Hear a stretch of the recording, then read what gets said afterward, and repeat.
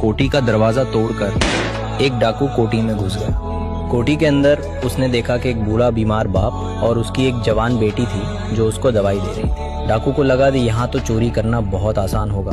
उसने इधर उधर देखा, उसे कुछ गड़बड़ लगा तो उसने बूढ़े आदमी से पूछा कि ये आप कौन सी दवाई पी रहे हो। बूढ़े आदमी ने बोला, मैं पढ़ा लिखा नहीं हूँ, मेरी बेटी डॉक्टर है और यह दवाई मैं 1 महीने से पी रहा हूँ। डाकू ने ये सुना तो बिना चोरी करे कोठी से बाहर चला गया। पता है ऐसा क्यों? क्योंकि डाकू ने देखा कि उस कोठी में एक आदमी छिपा था और जो दवाई उसकी बेटी उसे पिला रही थी वो बेहोशी की थी। अब जिसको उसकी औलाद ही लूट रही हो तो उसे कोई क्या ही लूटेगा। जंगल से गुजरने वाले लोगों को मारकर ये दानव उनकी उंगलियों की माला बनाकर पहनता है। एक दिन इस जंगल से महात्मा बुद्ध जा रहे थे तो लोगों ने उन्हें रोका और कहा कि इस जंगल से मत जाओ, यहाँ एक खूंखार दानव रहता है। महात्मा बुद्ध ने किसी की नहीं सुनी और जंगल में जाने लगे।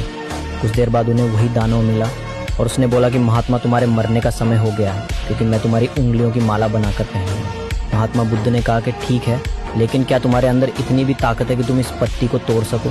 दानव को गुस्सा आ गया, उसने तुरंत उस पत्ती को तोड़ दिया। तब बुद्ध ने कहा कि अब इसे पहले जैसा जोड़ दो। दानव ने कहा मैं ये नहीं कर सकता। तब बुद्ध ने कहा कि जब तुम्हारे अंदर किसी को जीवन देने की शक्ति नहीं है तो तुम्हें किसी को मारने का भी अधिकार नहीं। ये सुनकर दानव का हृदय परिवर्तन हो गया और वो बुद्ध की शरण में आ गया। मशीन मजदूरी करने लायक शरीर बची नहीं है। एक व्यक्ति जैसे ही कावड़ लेकर घर से निकला उसे सांप ने काट लिया तो उसके कांगरिया साथी उसका मजाक उड़ाने लगे कि ये तो पापी है, तभी इसे सांप ने डस लिया। उसे भी बहुत बुरा लगा और कहने लगा, हे महाकाल, मैं तो आपको सच्चे दिल से मानता हूँ, फिर आपने ये क्या किया?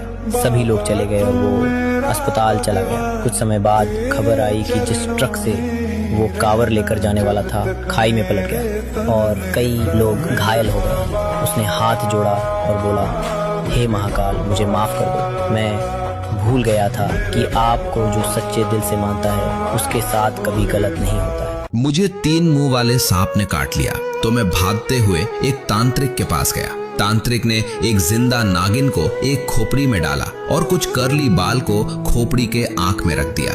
फिर तांत्रिक ने मंत्र पढ़ना शुरू किया जिससे वो नागिन एक तरल पदार्थ में बदलने लगी। विधि पूरा होने पर तांत्रिक ने उस द्रव को सांप के काटने वाली जगह पर लगाया तो सांप के जहर का असर खत्म हो गया।